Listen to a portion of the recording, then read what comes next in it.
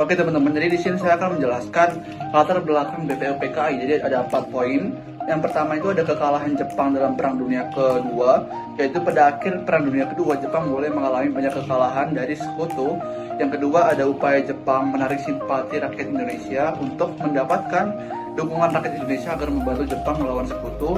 Yang ketiga ada janji kemerdekaan oleh pemerintah Jepang karena Jepang melalui Perdana Menteri Kuniaki Koiso mengumumkan bahwa Indonesia akan diberi kemerdekaan di kemudian hari. Yang keempat ada pembentukan BPUPKI sebagai langkah awal persiapan kemerdekaan. Pengumuman pembentukan BPUPKI dilakukan pada tanggal 1 Maret 1945 oleh Jenderal Kumakichi Harada.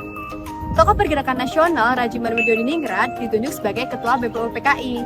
Langkah ini dilakukan oleh Jepang untuk memperoleh dukungan dari rakyat Indonesia karena situasi Jepang sedang dirugikan.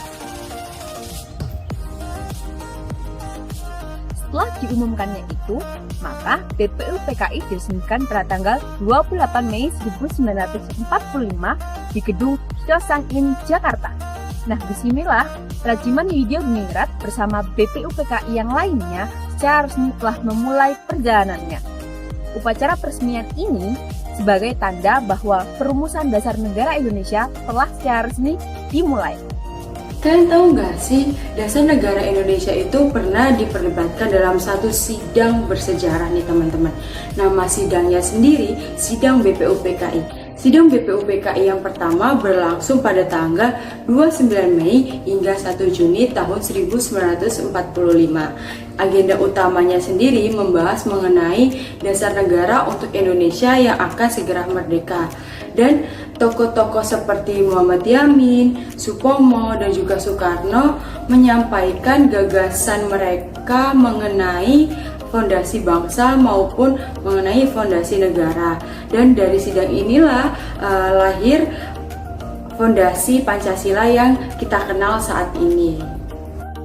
Muhammad Yamin mengusulkan dasar negara pada sidang BPUPKI pada tanggal 29 Mei 1945 secara lisan. Nah, untuk tertulisnya pada tanggal 1 Juni 1945 yang mencakup ketuhanan yang Maha Esa. Yang kedua, kemanusiaan yang adil dan beradab. Yang ketiga, persatuan Indonesia. Yang keempat, kerakyatan yang dipimpin oleh hikmat dan kebijaksanaan. Dan yang terakhir yaitu keadilan sosial. Beliau adalah Profesor Supomo, tokoh penting dalam perumusan dasar negara Indonesia. Profesor Supomo dikenal sebagai anggota BPUPKI yang mengusulkan gagasan negara persatuan, di mana gagasan atau usulan tersebut disampaikan pada tanggal 31 Mei 1945 sebagai berikut. Yang pertama, persatuan, yang kedua yaitu kekeluargaan, yang ketiga yaitu keseimbangan lahir dan batin, yang keempat yaitu musyawarah adil, dan yang kelima yaitu keadilan rakyat. Pada tanggal 1 Juni 1945, Soekarno mengusulkan dasar negara Indonesia bernama Pancasila. Pancasila ini sendiri terdiri dari kebangsaan Indonesia, kemanusiaan, mufakat atau demokrasi, kesejahteraan sosial, dan ketuhanan yang Maha Esa. Inilah awal mula dari lahirnya dasar negara Indonesia. Selanjutnya yaitu pembentukan Panitia 9. Untuk latar belakang pembentukan Panitia 9 ini yaitu terbentuk setelah sidang pertama BPUPKI, yaitu pada tanggal 29 Mei hingga 1 Juni 1945. Nah, karena itu terbentuklah Panitia kecil yang beranggotakan 9 yang disebut dengan Panitia 9. Yang anggotanya yaitu seperti di samping yang dimana sudah mencakup Insinyur Soekarno, Muhammad Yamin, dan Muhammad Hatta. Panitia 9 ini bertugas untuk merumuskan kembali dasar negara yang belum tercapai di sidang pertama BPUPKI. Hasil kerja dari Panitia 9 ini yaitu Piagam Jakarta sebagai rancangan awal dari dasar negara Indonesia. Pada 22 Juni 1945 terjadi peristiwa penting, yaitu Panitia 9 berhasil merumuskan Piagam Jakarta. Isi Piagam Jakarta ini adalah rumusan awal Pancasila yang menjadi dasar pembentukan negara Indonesia. Dokumen ini menunjukkan hasil diskusi dan kerjasama tokoh-tokoh bangsa Indonesia. Sidang kedua BPUPKI berlangsung pada tanggal 10 hingga 17 Juli 1945 di Gedung Chosangshin yang sekarang dikenal sebagai Gedung Pancasila di Jakarta. Pada sidang kedua ini dipimpin oleh Soekarno dan dihadiri oleh beberapa tokoh penting, di antaranya adalah Muhammad Hatta, Muhammad Yamin, Supomo, dan lain-lain.